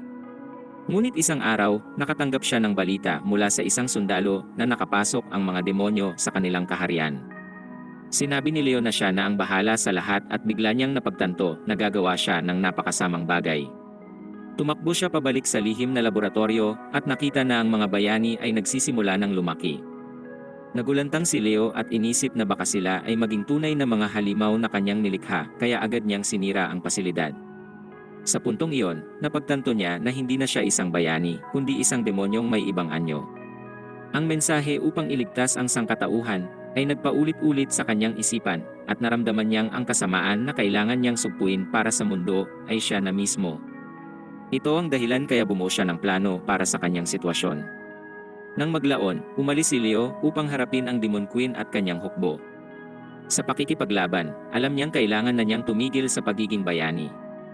Gayunpaman, walang may sapat na lakas upang talunin siya, at ibig sabihin nito ay hindi pa siya makapagpapahinga dahil nais niyang humanap ng malakas at karapat-dapat sa bato ng pilosopo pagkatapos ng kanyang kamatayan. Isang araw, nakita niya ang reyna ng mga demonyong si Echidna na nag-uutos sa kanyang mga sundalo na huwag manakit ng mga tao. Sinabi niya na hindi sila dumating roon upang magsimula ng digmaan na ikinagulat ni Leo. Kinidnap niya ang isang sundalong demonyo at ininteroga tungkol sa Demon Queen. Sinabi nito na si Echidna ay iba sa lahat dahil sumalakay ito sa mundo ng tao upang mapabuti ang mundo ng mga demonyo. Kinidnap niya rin ang iba pang mga demonyo at natutunan na bagaman iniisip nilang kakaiba si Echidna, lubos nila itong nirerespeto. Hindi lamang siya kumikilos ng marangal kundi ay sumasama rin siya sa unang hanay at pinupuri kahit ang pinakamababang mga miyembro ng hukbo. Nagsimulang obserbahan ni Leo si Echidna gamit ang kanyang magic eye at naisip na ito na marahil ang tagapagmana na kanyang hinahanap. Higit pa roon, naramdaman niyang ito ang maaaring magtatag ng kapayapaan sa pagitan ng mga tao at demonyo. Nagpasya siyang kausapin ito tungkol doon, ngunit kailangan niya munang iligtas ang mundo sa huling pagkakataon. Nagsimula si Leo sa kanyang huling paglalakbay bilang bayani at hinarap ang 4 na general upang kilalanin sila. Nilabanan niya ang mga ito, inalam ang kanilang mga abilidad at karakter, hanggang sa makarating sa kastilyo ng mga demonyo. Tinalo niya ang lahat ng humarap sa kanya bago makarating kay Echidna at nilabanan ito. Dito nagpasya si Leo na pagkatapos talunin ang reyna ng mga demonyo, magtatrabaho siya sa ilalim nito para alamin ang iba pang tungkol dito. Ginawa niya ang lahat ng iyon na nagdala sa kanya sa sandaling ito ng pagtama ng ultimate spell ni Echidna sa kanya. Napasigaw si Leo sa sakit ng balutin ng spell ang kanyang kapangyarihan, ngunit naranasan rin ni Echidna ang parehong paghihirap. Nahirapan ang kanyang katawan sa pagpigil sa isang kalaban na mas malakas sa kanya. Ngunit kahit siya'y lumuha na ng dugo, wala siyang intensyong pakawalan ito. Naramdaman ni Leo ang bigat sa kanyang katawan at biglang nawalan ng silbi ang lahat ng kanyang naging kakayahan sa mahabang buhay. Para siyang bumalik sa pagiging mahinang bioweapon gaya noong una at ngumiti habang iniisip na dumating na ang katapusan para sa kanya. Tumingin siya kay Echidna na ginagawa ang lahat at makikitang tiwala ito sa mga kaibigan na pababagsakin siya. Habang siya'y nakatingin kay Leo, naalala ni Echidna ang unang pagkakataon na narinig niya ang pangalan nito. Dahil pareho ito sa pangalan ng hero binding spell, naramdaman niyang parang may kakaiba. Gayunpaman, ang spell ay nilikha daan-daang taon na ang nakalipas at hindi niya inakala na may mabubuhay ng ganoon katagal.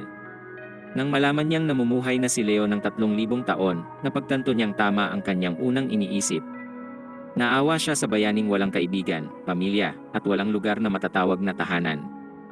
Nagtitigan sila ng taos-puso at inamin ni Leo na sa kanyang mahabang panahon ng pag-iisa, ang tanging nais niya lang ay kilalanin siya bilang tao at hindi lang bilang bayani.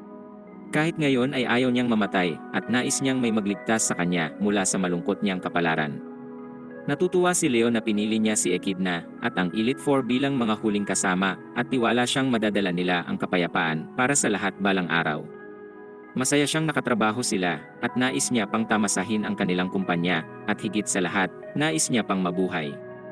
Samantala, bumangon na muli ang 4 na general at iniutos ni Echidna na tuparin ang mga huling nais ni Leo at bigyan siya ng kamatayan na nararapat sa isang bayani. Hiniwa siya ni Edward sa dibdib at nagbato si Mern ng mga kutsilyo sa kanya. Kinalmot siya ni Lily at pinakawalan naman ni Shutina ang malakas na lightning spell. Napagtanto ni Leo na ito ay sapat na upang tapusin siya at ngumiti habang bumabagsak sa lupa. Malungkot ang lahat sa kanyang pagkawala at napaluhod si Echidna bago siya sumigaw sa pagkapuot. Sa kabila ng maraming pinsala at panghihina, hindi pa rin tuluyang namamatay si Leo. Ngumiti siya at sinabing masarap sa pakiramdam ang pagkatalo matapos ang 3,000 taon. Lumapit at pumalibot ang lahat sa kanya at nakita siyang nakangiti. Gusto siyang tabihan ni Lily, ngunit pinigilan siya ni Merns.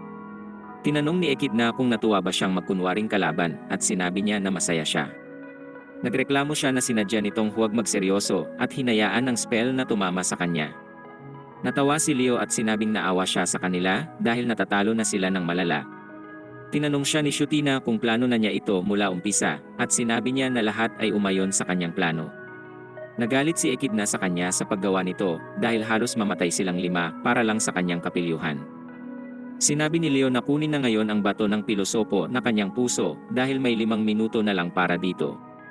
Pansamantala niyang tinanggal ang supply ng enerhiya mula sa bato, ngunit maaari lamang niyang gawin ito ng 1 beses, at kung hindi ito aalisin, siya ay muling mabubuhay.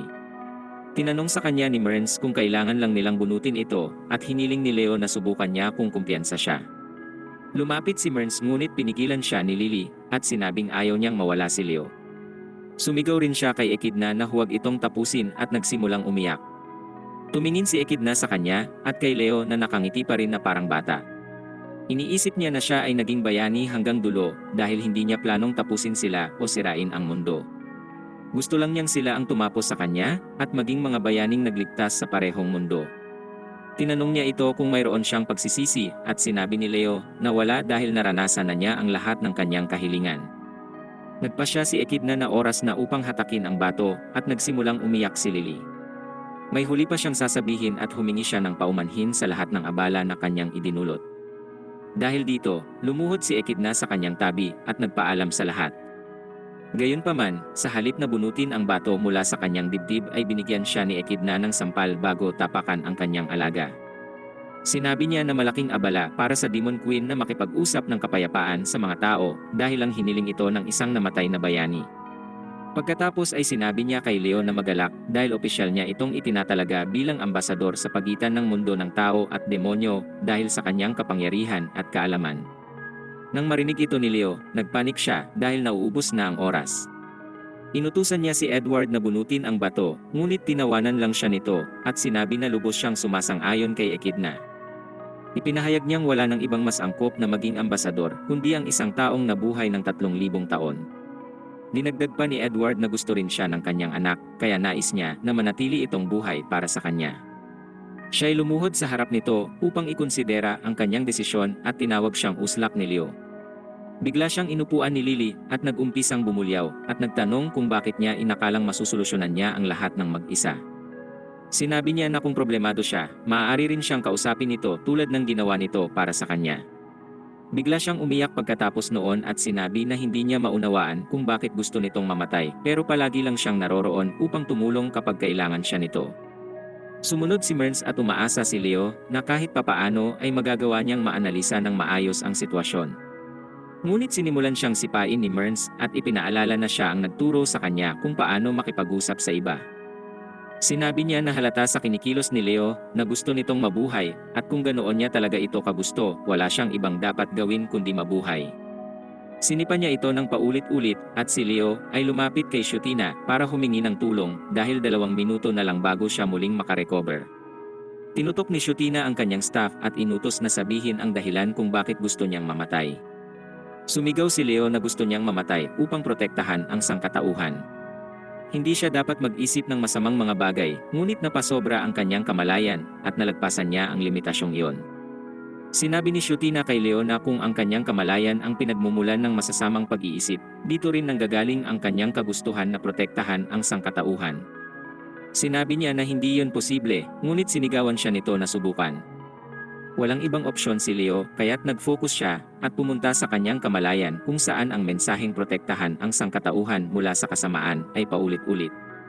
Sinumpa niya si Shutina sa paghiling na patayin ito dahil wala siyang ideya kung paano yon gawin. Nagmakaawa siya sa mga boses na tumigil at nakakagulat nang sumunod ang mga ito. Nabigla si Leo nang bumalik siya sa kanyang sarili at nagtaka kung niloloko niya lang ang sarili na kailangan niyang iligtas ang mundo kung maaari lang niyang patayin ang misyon. Sinabi ni Echidna na 30 segundo na lang ang natitira bago siya makarecover at kung gusto niya pa ring mamatay. Biglang naalala ni Leo ang mga sinabi ni Ebrad na mamuhay sa paraan na kanyang gusto pagkatapos ng kanyang misyon. Habang inaalala ang mga salitang ito, ang sugat sa kanyang dibdib ay naghilom at dumaloy ang luha sa kanyang mga mata. Lahat ay masaya at iniabot ni Echidna ang kanyang kamay na humihiling sa kanyang tigilan na ang pagiging bayani para maging kanyang alagad. Nang ang butas sa puso ni Leo ay nagsara na, kinuha niya ang kamay nito at bumangon. Sinabi nitong hindi na siya mag-iisa ngayon at tumakbo si Lily upang yakapin siya. Pagkatapos noon, si Leo ay bumalik sa kastilyo ng Demon Queen at ginawa ang lahat ng kanyang mga tungkulin. Binisita niya ang lahat ng lugar na pinamamahalaan ng mga kaibigan bago bumalik sa silid ng trono kung saan lahat ay lasing matapos ang pagsasaya buong gabi.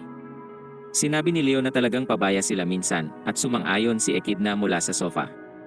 Sinabi niya na hindi niya kailanman naisip na makikipag-inuman siya sa bayani at matutulog na andyan ang presensya nito. Pero ngayon ay kanya na itong kasama at lubos ang pagtitiwala niya rito. Sinabi ni Echidna na nagsinungaling si Leo sa kanyang dahilan ng pagsali sa kanila dahil hindi niya talaga gustong tapusin ang sangkatauhan. Hindi siya kumibo at tinanong siya ni Echidna kung mayroon siyang pagsisisi dahil hindi na siya magkakaroon ng pagkakataong mamatay ulit ng ilang siglo. Sumagot si Leo na gusto niyang tulungan si Echidna na maabot ang mga pangarap nito kaya't wala siyang pinagsisisihan. Tinanong siya ni Echidna kung ayos lang sa kanyang magtrabaho sa ilalim ng Demon Queen at sumagot siya na masaya siyang magtrabaho para sa kanya dahil siya ay mabait at maunawain. Sinabi ni Leo na gagawin niya ang lahat upang hindi na nito kailanganing maging kontrabida kailanman. Iniabot niya ang kanyang kamay at nangako na gagawin ang lahat ng kanyang makakaya upang gawin itong mabait na pinuno. Tumawa si Echidna sa kanyang kabaduyan, ngunit kinuha niya ang kamay nito't habang sila'y nagtatawanan, ang anak ni Edward na si Juliet ay biglang pumasok sa silid na may masamang balita. Nang makita niya ang reyna at dating bayani na magkahawak kamay, ibinaling niya ang kanyang tingin dahil baka may naistorbo siyang romantikong pag-uusap. Nahiya si Echidna nang marinig ito at sinabi na walang nangyayari sa kanilang dalawa. Pagkatapos ay hiningi niya rito kung ano ang kanyang iulat. Sinabi ni Juliet na may kaguluhan sa isang bahagi ng kanilang teritoryo na maaaring mauwi agad sa riot. Agad na iniutos ni Echidna sa kanyang mga general na gumising at sinabihan si Edward na asikasuhin ang kaguluhan. Pagkatapos noon, isang matandang demonyo ang naghahanap kay Lily dahil kailangan nilang magdala ng importanteng mga gamot sa isla ng Largo. Sunod ay ang babaeng may puting buhok na nagtatrabaho para kay Shutina at sinabing isa sa mga imbakan ng magic ay hindi gumagana ng maayos. Pagkatapos niya, ang babaeng nangangasiwa sa kainan ay dumating doon at tinawag si Merns upang maging waitress dahil marami silang mga customer. Patuloy ang pagdating ng mga demonyo sa pinto kung saan dumarami ang kailangang asikasuhin at tumingin si Echidna kay Leo para sabihing magsimula na siyang magtrabaho. Nangako siyang asikasuhin ang lahat ng mag-isa at hiniling ritong bumalik na sa kanyang silid para magpahinga. Matapos nito, si Leo ay tumindig bitbit ang mga bagong responsibilidad ngayong siya'y tuluyan ng tumigil sa pagiging bayani.